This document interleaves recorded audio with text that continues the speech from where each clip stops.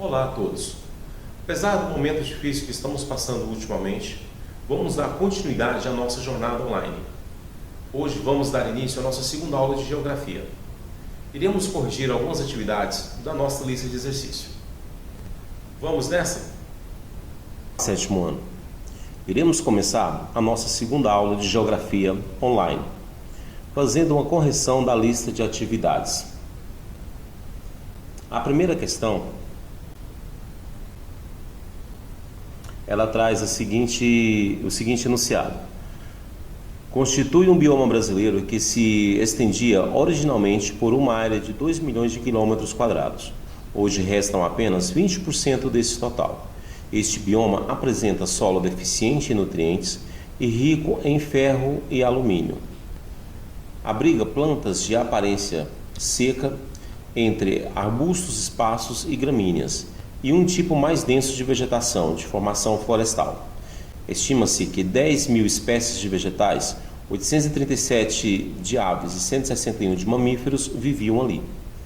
Essa riqueza biológica, porém,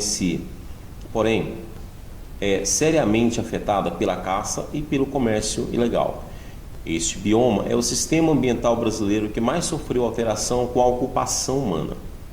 O bioma brasileiro a que o texto faz referência está na letra D, é o Cerrado. Pois se analisarmos bem o enunciado, iremos perceber que ele fala de um bioma onde os arbustos são esparsos, as plantas têm aparência seca e o solo, principalmente o solo, ele é um solo defeituoso, ou seja, é um solo que é pobre em nutrientes. Isso acontece muito no Cerrado. Na próxima questão, o enunciado é o seguinte: mata de terra firme, mata de várzea e igapó são formações vegetais típicas deste bioma. Em razão do processo de uso e ocupação do território brasileiro e das ações dirigidas à preservação dos recursos naturais realizadas nas últimas décadas, este bioma constitui-se também naquele que guarda as maiores extensões de florestas nativas no Brasil, ainda que seu desmatamento não tenha sido completamente cessado. Nós estamos falando de um bioma onde nós iremos encontrar a mata de terra firme, mata de várzea e mata de igapó. São os três estratos únicos característicos da maior floresta brasileira, que é a floresta amazônica. Então a resposta correta está na letra E, amazônica.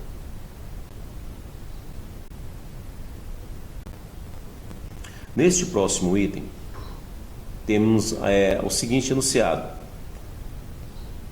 o território brasileiro possui diversos biomas, entre os quais se destacam a floresta amazônica, o cerrado e a mata atlântica. O comando da pergunta, da questão, é o seguinte: sobre esses biomas, é correto afirmar que biomas? Floresta amazônica, cerrado e mata atlântica. É correto afirmar o quê? Uma das características comuns entre esses três biomas é que todos apresentam elevada biodiversidade e presença de espécies endêmicas, evidenciando que todos precisam ser igualmente preservados. Então a resposta correta está na letra D.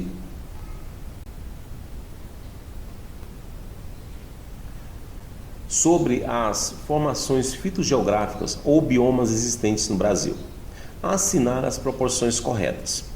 Olhem bem, temos agora uma questão diferente, é uma somatória das questões que estarão corretas. As únicas questões corretas estão no item 4 e no 32. Item 4. O mangue ocorre desde o Amapá até Santa Catarina e desenvolve-se em estuários, sendo utilizado por vários animais marinhos para a reprodução. Item 32. O Pantanal ocorre nos estados do Mato Grosso do Sul e Mato Grosso, caracterizando-se como uma região plana que é alagada nos meses de cheias dos rios. A somatória entre 4 e 32, nós iremos chegar a 36. A alternativa correta está na letra A, 36 pontos. Nessa questão, iremos trabalhar com a imagem do mapa ao lado. O comando da questão, ele pede o seguinte: Observe o mapa e assinale a alternativa que corresponde à formação vegetativa da área destacada e às suas características. A alternativa que se encaixa no mapa está na letra C, Mata dos Cocais. Chamada também de mata de transição, é constituída de palmeiras ou farmácias, com grande predominância de babaçu e a ocorrência de carnaúba. Sobre o bioma que compreende o Cerrado brasileiro, é correto afirmar que tem vegetação arbustiva, caducifolia com raízes profundas, galhos retorcidos e casca grossa. São as características principais do cerrado. Então a alternativa correta está na letra B. Nessa questão, o enunciado diz o seguinte: as plataformas ou cratos correspondem aos terrenos mais antigos e arrasados por muitas fases de erosão. Apresentam uma grande complexidade litológica, prevalecendo as rochas metamórficas muito antigas. Também ocorrem rochas intrusivas antigas e resíduos de rochas sedimentares. São 3 as áreas de plataforma de cratons no Brasil: a das Guianas, a sul-americana e a de São Francisco.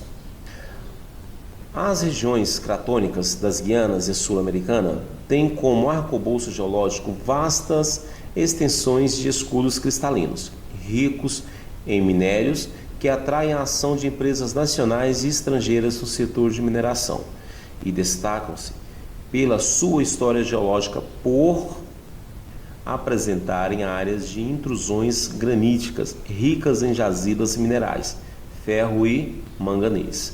Ou seja, a resposta correta está na letra A. Por quê? Como vimos na sala de aula, percebemos que as plataformas dos cratos são formações muito antigas. E nelas nós iremos encontrar as jazidas de minérios de valor econômico, como o ouro, cobre, o zinco, a prata. No caso do texto, está deixando bem claro a presença do manganês e do ferro. Então a resposta correta está na letra A. Esta questão que se refere ao relevo brasileiro, iremos primeiramente identificar qual das alternativas são verdadeiras e depois marcar a questão correta. O primeiro item: as depressões foram geradas por processos erosivos ocorridos no contato das extremidades das bacias sedimentares com os maciços antigos. Está correto. Sobre o relevo brasileiro, os planaltos em sua maioria apresentam-se com formas residuais, ou seja, restos de antigas superfícies erodidas, que oferece maior resistência ao desgaste. Também é uma alternativa correta.